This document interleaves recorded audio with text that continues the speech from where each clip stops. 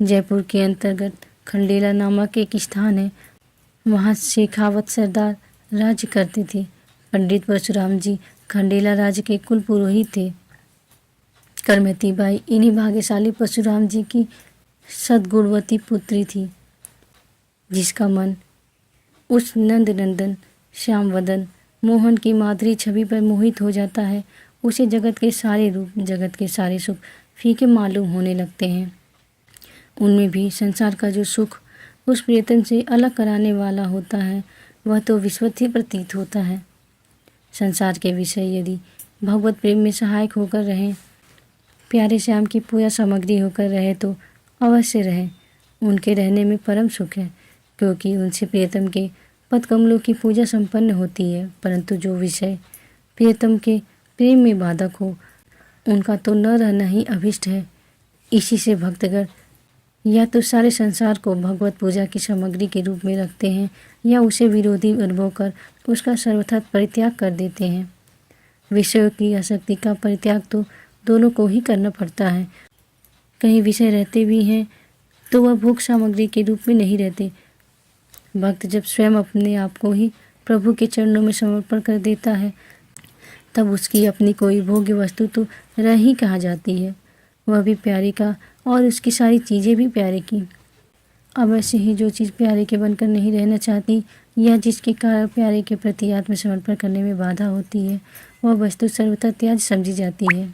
पूर्व संस्कारवश लड़कपन से ही करमैती का मन श्याम सुंदर में लगा हुआ था। वह निरंतर श्री कृष्ण के नाम का जाप किया करती और एकांत स्थल में श्री कृष्ण का ध्यान करती हुई हा नाथ पुकारा करती।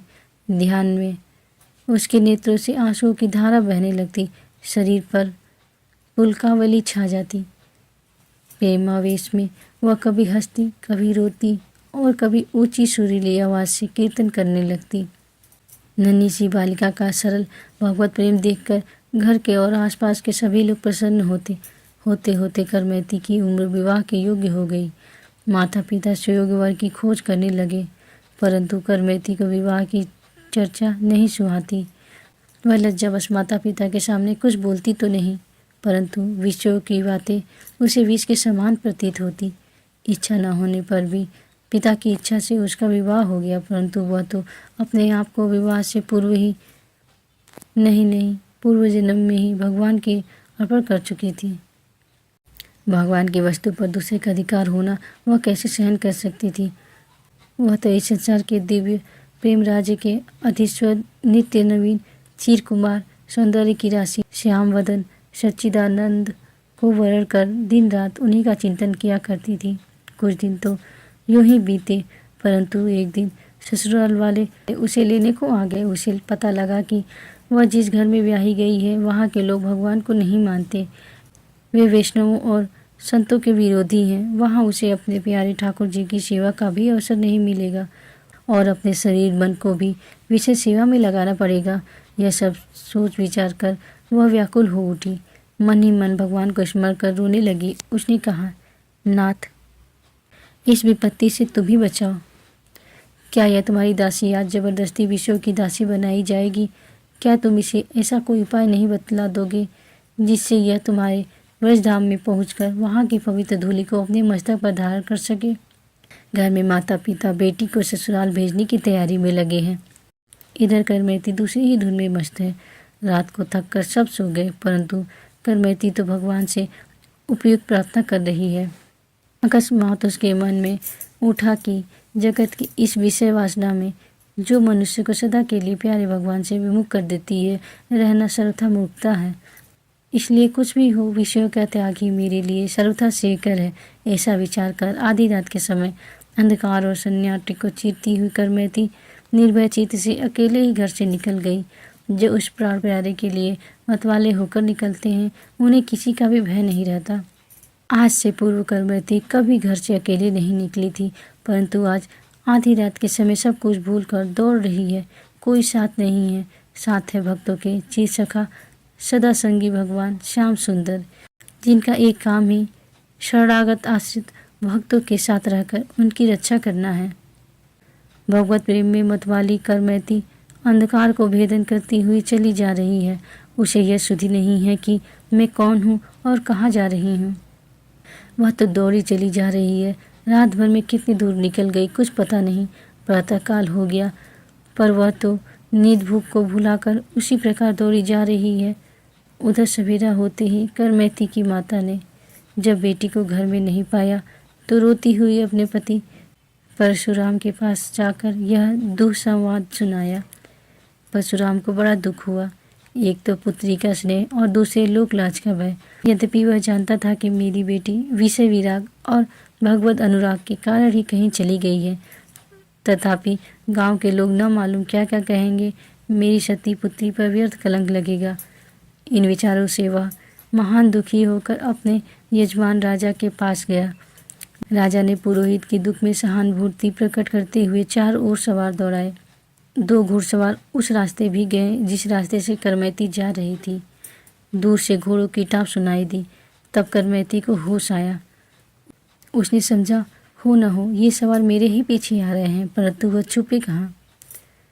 न कहीं पहाड़ की कंदरा है और न वृक्ष का ही कोई नाम निशान है। रेगिस्तान सा खुला मैदान है। अंत में एक बुद्धि उपजी। पास ही एक मरा हुआ उठ पड़ा था। सियार गिद्धों ने उसके पेट को फाड़कर मांस निकाल लिया था। पेड़ की एक खो की तरह बन गया था। करमैती बेधड़क उस सड़ी दुर्गंध से पूर्ण ऊँट के कंकाल में जा छिपी। सवारों ने उस ओर ताका ही नहीं। तीव्र दुर्गंध के मारे वे तो वहां ठहर ही न सके। करमैती के लिए तो विषयों की दुर्गंध इतनी असह्य हो गई थी कि उसने उस दुर्गंध से बचने के लिए इस दुर्गंध को बहुत तुच्छ समझा। या प्रेम में पागल भक्त बालिका के लिए भगवत कृपा से वह दुर्गंध महान सुगंध के रूप में ही परिणत हो गई, जिसकी कृपा से अग्नि शीतल और विष अमृत बन गया था। उसकी कृपा से दुर्गंध का सुगंध बन जाना कौन बड़ी बात थी। 3 दिन तक करमैती ऊँट के पेट में प्यारे श्याम के ध्यान में पड़ी रही। चौथे दिन वहां से निकली। थोड़ी दूर आगे जाने पर साथ मिल गया। करमैती ने पहले हरिद्वार पहुंचकर भागीरथी में स्नान किया। फिर चलते चलते वह सावरे की लीला भूमि वृंदावन में जा पहुंची। उस जमाने में वृंदावन केवल सच्चे विरागी वैष्णव साधुओं का ही केंद्र था। वहाँ चारों ओर के मत वाले भगवत प्रेमियों का ही जमघट रहा करता था। उसी से वह परम पवित्र था और इसी से भक्तों की दृष्टि उसकी ओर लगी रहती थी। वृंदावन पहुंचकर करमैती मानो आनंद सागर में डूब गई। वह जंगल में ब्रह्मकुंड पर रहने लगी। प्रेम सिंधु की मर्यादा टूट जाने से उसका जीवन नित्य अपार प्रेम धारा में बहने लगा। इधर परशुराम को जब कहीं पता न लगा तो वह ढूंढते ढूंढते वृंदावन पहुँचे। वृंदावन में भी करमैती का पता कैसे लगता। जगत के सामने अपनी भक्ति का स्वांग दिखाने वाली वह कोई नामी गिरामी भक्त तो थी ही नहीं। वह तो अपने प्रियतम के प्रेम में डूबी हुई अकेली जंगल में पड़ी रहती थी। एक दिन परशुराम ने वृक्ष पर चढ़कर देखा तो ब्रह्मकुंड पर एक वैरागिनी दिखाई दी। वह तुरंत उतरकर वहां दौड़ गया। जाकर देखता है कि करमैती साधु वेश में ध्यान मग्न बैठी है। उसके मुख पर भजन का निर्मल शीतल तेज छिटक रहा है। आंखों से प्रेम के आंसुओं की अनवरत धारा बह रही है। परशुराम पुत्री की यह दशा देखकर हर शोक में डूब गया। पुत्री की बाहरी अवस्था पर तो शोक था, पर उसके भगवत प्रेम पर उसे बड़ा हर्ष था। वह अपने को ऐसी भक्तिमती देवी का पिता समझकर धन्य मान रहा था। परशुराम को वहाँ बैठे कई घंटे हो गए। वह उसकी प्रेम दशा देख देख कर बेसुध सा हो गया, पर करमैती नहीं जागी। आखिर परशुराम ने उसे हिलाकर होश कराया और बहुत अनुनय विनय के साथ घर चलकर भजन करने के लिए कहा। करमैती ने कहा, पिताजी, यहाँ आकर कौन वापस गया है? फिर मैं तो उस प्रेम में के प्रेम सागर में डूबकर अपने को खो चुकी हूँ, जीती हुई ही मर चुकी हूँ। यह मुर्दा अब यहाँ से कैसे उठे? आप घर जाकर मेरी माता सहित श्री कृष्ण का भजन करें। इसके समान सुख का साज त्रिलोकी में कहीं दूसरा नहीं है। भगवान के गुण गाते गाते प्रेमावेश में करमैती मूर्छित हो गई। ब्राह्मण परशुराम ने संसारी जीवन को धिक्कार देते हुए उसे जगाया और श्री कृष्ण भजन की प्रतिज्ञा करके प्रेम में रोता हुआ वहाँ से घर लौटा। घर पहुंचकर उसने गृहिणी को पुत्री का समाचार सुनाकर कहा कि ब्राह्मणी तो धन्य है जो तेरे पेट से ऐसी संतान पैदा हुई। आज हमारा कुल पवित्र और धन्य हो गया।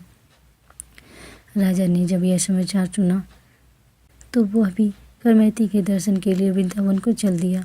राजा ने वृंदावन पहुंचकर करमैती की बड़ी ही प्रेम विभोर अवस्था देखी। राजा का मस्तक भक्ति भाव से उसके चरणों में आप ही झुक गया। राजा ने कुटिया बना देने के लिए बड़ी प्रार्थना की, परंतु करमैती इनकार करती रही। अंत में राजा के बहुत आग्रह करने पर कुटिया बनाने में करमैती ने कोई बाधा नहीं दी। राजा ने कुटिया बनवा दी। सुनते हैं कि करमैती की कुटिया का धनसावशेष अब भी है। करमैती बड़े ही त्याग भाव से रहती थी। उसका मन क्षण क्षण में श्री कृष्ण रूप का दर्शन कर मत वाला बना रहता था। उसकी आंखों पर तो सदा ही वर्षा ऋतु छाई रहती थी। यूँ परम तप करते करते अंत में इस तपस्विनी देवी ने वहाँ देह त्याग कर गोलोक की शेष यात्रा की। बोलो भक्त और उसके भगवान की जय।